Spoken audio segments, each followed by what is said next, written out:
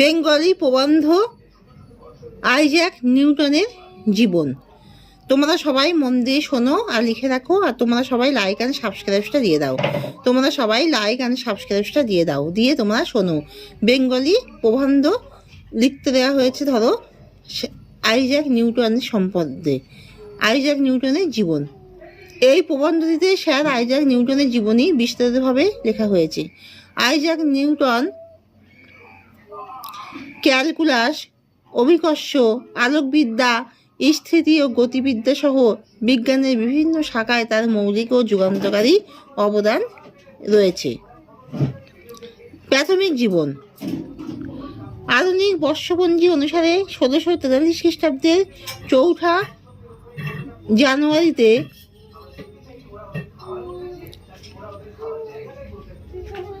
জানুয়ারিতে Isaac Newton জন্মগ্রহণ করেন।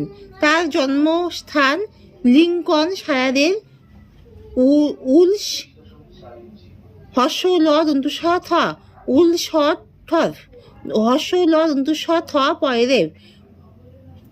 উলসথর্প ম্যানর অঞ্চলটি উলসথর্প বাই কোলস্টার ওয়ার্থের মধ্যে অবস্থিত।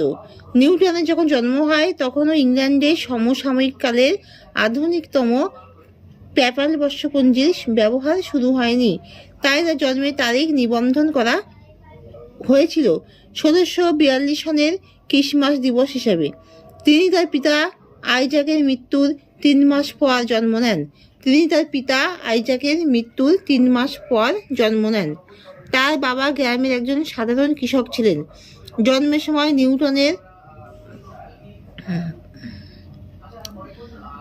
নিউটনের আকার আকৃতি ছিল খুবই ছোট।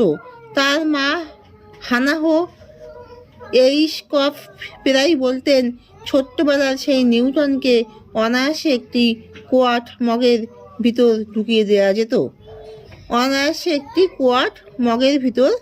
দেওয়া যেত।